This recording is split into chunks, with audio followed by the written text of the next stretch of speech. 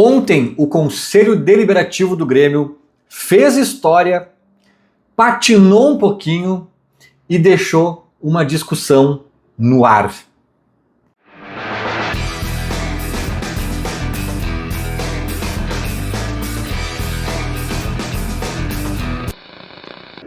Ontem à noite, quinta-feira, dia 24 de julho, o Grêmio, o Conselho Deliberativo do Grêmio se reuniu pela primeira vez desde as enchentes, no auditório da Arena. Novamente, as reuniões do Conselho voltaram para o seu lugar ali de sempre.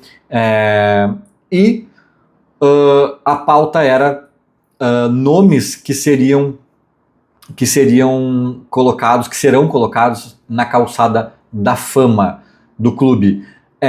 Eu vou contar bastidores, eu vou contar aqui exatamente como se deu essa noite, essa jornada, essa votação, e vou acabar o vídeo dando uma opinião e fazendo uma análise sobre uma questão interessante da calçada da fama, Tipo, será que tem que tirar o Roger? Será que o fulaninho merece? Teve um conselheiro ontem que fez uma provocação que vai um pouco nessa linha, que eu vou comentar aqui e a partir disso vou opinar um pouco, tá? Mas antes, comecemos pelo começo. 7 nomes foram indicados à calçada da fama e haviam 3 vagas. Havia 3 vagas. Portanto, os 3 mais votados iriam para a calçada da fama. Não significa que os 4 eliminados nunca mais terão a chance de estar na calçada da fama, podem entrar em novas rodadas aí de indicações, mas dessa vez não entraram. Para começo de conversa, como se dão as indicações? Tem que haver uma solicitação assinada por pelo menos 50 conselheiros, é isso. Um conselheiro vai lá e indica o Natan Pescador. Se 50 conselheiros ou mais assinarem esqueci o nome desse documento, enfim, mas essa reivindicação aí, essa indicação, sei lá, ele entra para ser votado. E tivemos 7 nomes concorrendo aí a 3 vagas. Eu vou começar falando da pior parte, da patinada que eu acho que deu um pouco ali o Conselho Deliberativo, uma questão um pouco de tecnologia, talvez, assim, que eu achei, pode parecer bobo, e em algum nível até tá? Eu tô aqui sendo bem preciosista, bem exigente, mas é assim que eu sou na vida, que dirá com o Grêmio, A votação, na minha opinião, foi ruim, o método da votação. Porque o que acontece? A gente tem um aplicativo, que não é bem um aplicativo, mas é tipo um aplicativo do Conselho Deliberativo, que até é bem efetivo, acho bem interessante assim, o sistema, a votação é fácil, é todo mundo pelo celular, online. Tem algumas coisas lá que envolvem urna eletrônica até, aquelas urnas clássicas, talvez para votar no presidente do conselho, algumas coisas assim, teve urna, mas votações mais do cotidiano ali são pelo celular, e não foi diferente com essa. Só que o problema é o seguinte, essa era uma votação múltipla escolha, ou seja, eram 7 nomes, o certo seria os 3 mais votados entrarem na calçada da fama, Só que esse sistema ali do conselho não consegue.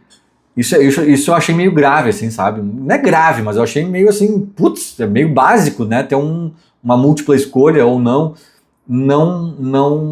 permite. Então, o que acontece?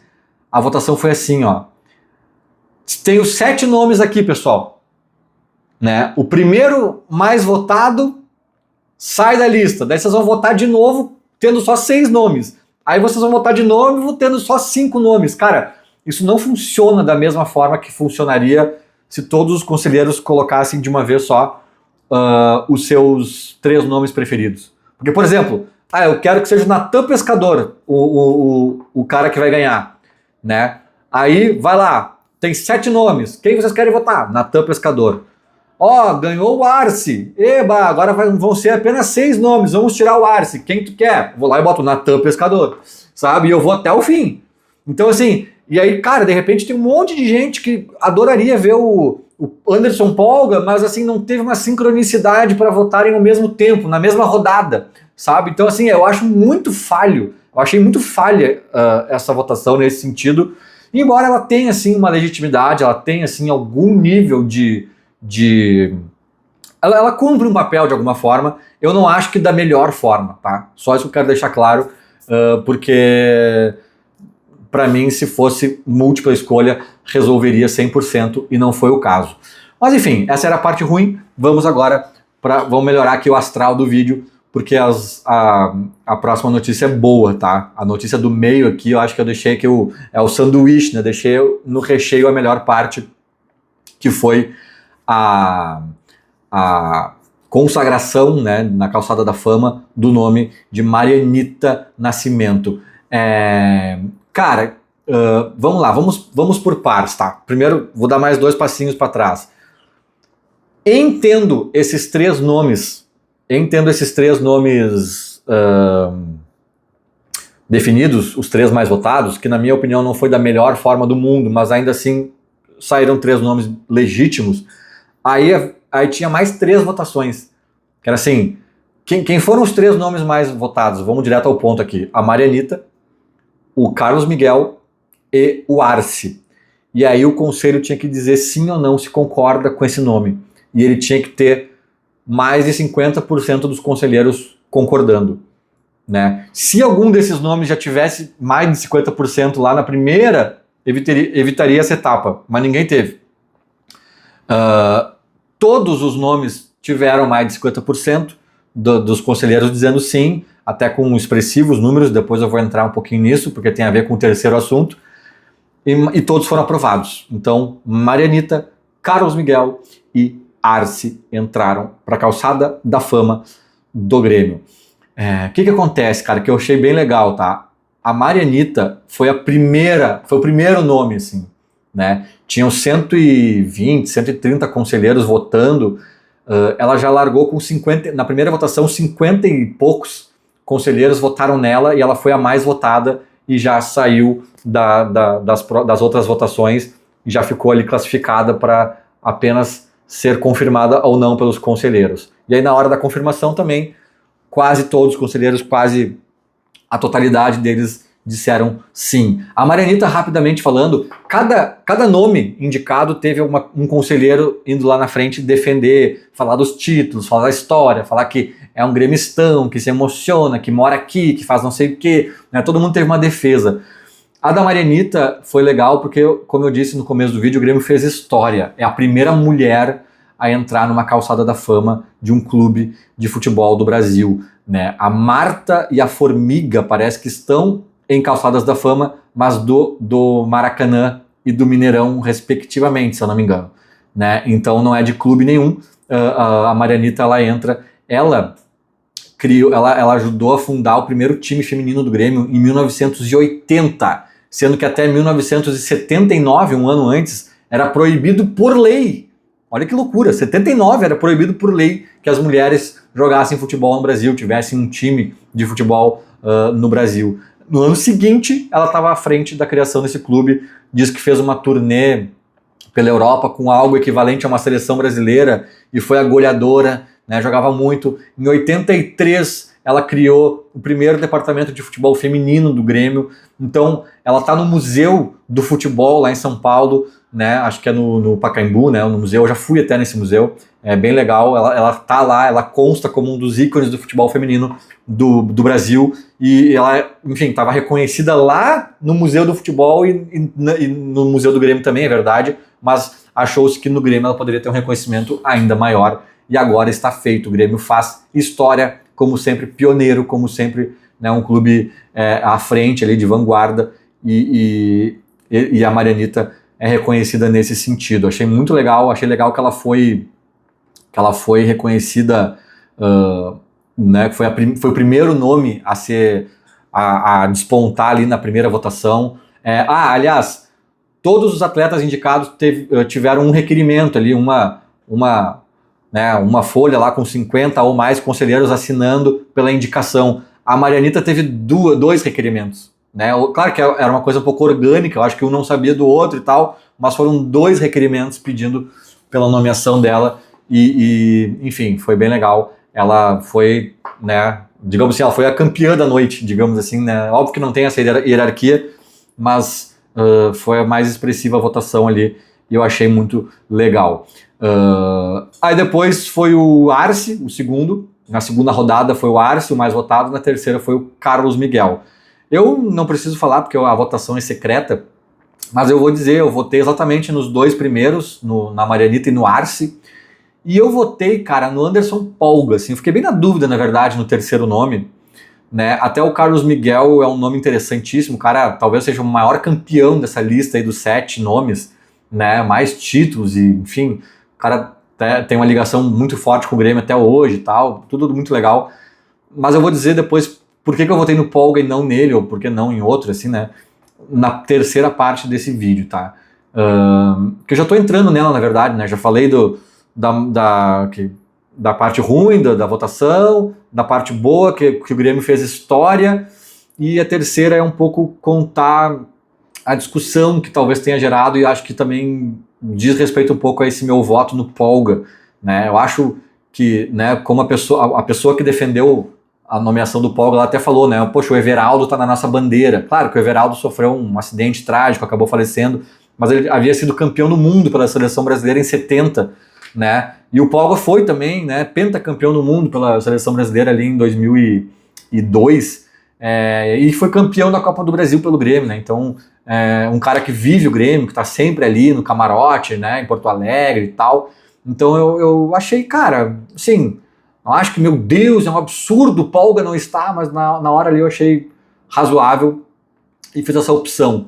E aí, cara, antes da votação acontecer, depois que todo mundo defendeu lá os atletas, antes de entrar nessa manifestação do conselheiro aí que eu vou falar agora, os outros 4, tá? Éder Aleixo, Paulo Roberto, o Polga e Éder Aleixo, Paulo Roberto, Polga e tá faltando mais um. Deixa eu pensar, vou pensar aqui ao vivo com vocês. Não, cara, só um pouquinho. Paulo Roberto, Éder, Paulo Roberto, Polga e Casemiro Mior, né? Um cara que ele foi até campeão do mundo pelo Grêmio, acho, da Libertadores também, acho, e talvez até brasileiro, cara. Não vi, né? Não era nascido. Nasci logo depois, né? Em 85, mas é um cara dessa época, assim, eu acho que ele não era tão protagonista, mas enfim, tem muitos títulos relevantes também. Casemiro, o Éder, que é da década de 70 ali, o Paulo Roberto tem uma polêmica lá, que ele fez algumas declarações na época, até a pessoa que defendeu ele explicou um pouco esse contexto. Ele jogou lá no Botafogo no jogo que rebaixou o Grêmio, né? O jogo que o Renato pediu para não jogar, o Renato era do Botafogo, e pediu para não jogar, então tinha umas polêmicas em torno do Paulo Roberto, né? Mas enfim, eu acho que esses nomes também são interessantes, mas acabaram ficando abaixo ali dos campeões, tá? Paulo Roberto, eu falei, o Casemiro, acho que também não teve muita tração, assim, embora seja um cara respeitado. O Polga, eu falei, né, que eu votei nele, e o Éder Aleixo, muita gente fala que foi um jogador incrível e tal, mas acho que também não fez uma história tão, não sei, tão marcante no Grêmio, não sei. Aí eu não vou entrar aqui nos pormenores de cada uma, só para citar os 4 não aprovados, digamos assim, né? Entrando na polêmica, tá? Um conselheiro lá, antes das votações começarem, falou, cara, a gente tá vulgarizando a Calçada da Fama, tem muito nome que não precisava estar lá, né? Pra mim, jogou no Inter deliberadamente, não tinha que ser um fator que nem vira votação. Não pode nem ser indicado esse cara, né? Então vamos cuidar, porque eu acho que tá demais, porque eu acho que não sei o quê. Ele fez um discurso bem mais radical, tá? Eu tô até suavizando aqui um pouco, ele falou bem mais, assim, e eu concordo em partes com ele. Eu acho que tem que se ter um cuidado para não enfiar também, né, enxurradas de nomes ali.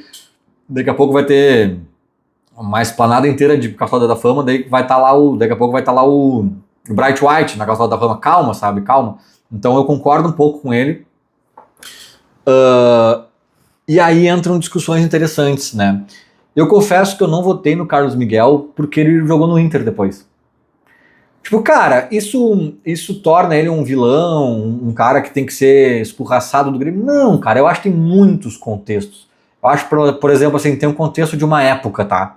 Tem um contexto de uma época. Ah, o Foguinho trabalhou no Inter. Cara, era uma época muito diferente, sabe? Eu acho diferente já o Carlos Miguel e o Roger, né? Na época que o Carlos Miguel fez isso, na época que o Roger tá fazendo, no contexto, na representatividade do jogador. Uma coisa é o Rubens Cardoso ir pro Inter lá, campeão da América em 2006. Outra coisa é o Tinga ir pro Inter, né, nesse mesmo Inter de 2006. Assim. Então, tem muitos fatores que eu acho que acabam... Né? O Mauro Galvão é um cara respeitado nos dois, mas será que merece a calçada da fama? Ah, foi campeão aqui, mas também foi campeão lá. Cara, é uma discussão interessante. E eu acho que assim, no cenário em que tá aí o Roger Machado, né, no Inter, eu confesso que me fez pesar, assim, sabe? Tipo, cara, o Derlei não iria. O Derlei não iria, tá? Deixa eu abrir aqui pra ter um pouquinho de luz. O Derlei não iria, o Renato não iria, né? Eu não tô querendo cobrar que o Roger seja o Derlei, até porque não é, nunca foi. Mas assim, tava ali num patamar parecido, de um time, de uma mesma era, sabe? Tipo, porra, pegou, sabe? Pegou. Ah, o Mano Menezes foi criado no Grêmio também, como um grande treinador. Foi pro Inter. Tá, cara, não é a mesma coisa do Roger ter ido pro Inter, assim. Então tem cada um no seu quadrado, né? E eu acho que a gente tem que entender os quadrados. Só que e esse estatuto aí, as regrinhas da calçada da fama do Grêmio são mutantes. Já passou por uma atualização agora, pode passar muito em breve de novo. Daqui a pouco pode entrar alguma questão de jogar no rival, ou de, sabe? Por exemplo, hoje em dia tem que ser alguém que já encerrou as atividades. Não pode ser alguém que está jogando ainda, porque vai saber, né, que o cara vai aprontar. Mas assim, o Roger aprontou como técnico. Isso aí não tem como. Aí só se o cara estiver morto. Pelo contrário, tem que estar vivo. Parece que tem uma questão ali de tipo, é uma homenagem em vida, sabe? Então assim, é que nem eu digo, as leis são criadas depois que acontecem as coisas, né? Tipo, ninguém pensou assim, vamos criar a lei do homicídio. Não, primeiro as pessoas matavam alguém, daí pensavam assim, meu Deus, tá errado, vamos criar uma lei para prender esses caras, né? Aí daqui a pouco alguém matou alguém, mas estava se defendendo. Daí eles pensaram, putz, tem que ter um dispositivo aqui que fala em legítima defesa, sabe? Eu acho que é parecido. Ah, vamos falar que não pode jogar no rival. Ah, mas e se o cara for campeão do mundo pelo Grêmio fazendo gol do título no Mundial? Putz, aí talvez, sabe? Então, assim, eu acho que a gente consegue abarcar muitas situações com regrinhas, normas, etc. Mas sempre vai ter um caso que vai ser diferente do outro por alguma nuance, por alguma característica. Então é difícil, assim, cara. Eu não acho ruim o Carlos Miguel. Tanto é que na hora de aprovar o Carlos Miguel, eu aprovei, né? Tinha que ter mais de 50% dos votos, eu falei sim. Mas eu preferi o Polga naquele momento, entende? Eu fiquei numa linha tênue, assim. E a saber, né? Falei que tinha 120, mais ou menos, conselheiros ali participando da votação, 130, 120. A Marianita e o Arce tiveram 110, cento e poucos conselheiros aprovando, dizendo sim. Aí tinha lá, sei lá quantos nãos ou abstenções, né? O Carlos Miguel teve uns 80 e poucos, sim. Então muita gente, ou mais gente, né, do que os outros, falou não. Porque talvez jogou no Inter. Né? Talvez não, com certeza por isso. Né? O Carlos Miguel é uma múmia. Meu Brasileirão, Copa do Brasil, Libertadores, Recopa, Gauchões, não sei o que, fez gol no Maracanã lotado na final da Copa do Brasil, contra o Flamengo do Romário e grande elenco e não sei o que. Né? Então, assim, o Carlos Miguel é um cara, poxa, que a história do Grêmio, a história dele no Grêmio é indiscutível, né? Mas tem nuances. Então, eu acho que, além de ter sido uma noite bonita pela história que o Grêmio fez com a Marianita, uma derrapada ali na forma de votar que eu acho que tem que ser repensada, eu acho que também a outra coisa que ficou no ar foi as discussões que talvez estejam por vir a respeito das regras das indicações. Né? Sempre lembrando que indicação é só indicação também, né? Eu acho que a gente não tem que haver um melindre tão grande nas indicações, porque se eu conseguir 50 conselheiros para indicar o Natan Pescador, eu consegui. Se eu estiver fazendo uma zoeira, um protesto, eu faço. Agora, entre indicar e ser aprovado pelo conselho, né? Tipo assim, hoje se tivesse 50, vamos supor que o Roger Machado não tivesse na calçada da fama do Grêmio, tá? Que ele entrou há muito tempo. Se ele não tivesse, e hoje 50 conselheiros botassem ali um requerimento para ele ser indicado, cara, não ia passar. Não ia passar. Então já tem essa proteção também, tá? Não precisa proteger tudo na indicação, porque já tem a proteção da votação, né? Então também tem que ponderar um pouco isso, mas é um assunto interessante, assim, um tema que é puro simbolismo, pura homenagem, mas que o clube, bem ou mal, é feito disso, né? É alicerçado por isso, gira em torno disso. Então, cara, é importante sim, né? Parabéns aí a Marianita, ao Arce e ao Miguelito, né? E vamos que vamos. Feito? Era mais ou menos isso. Falou, abraço.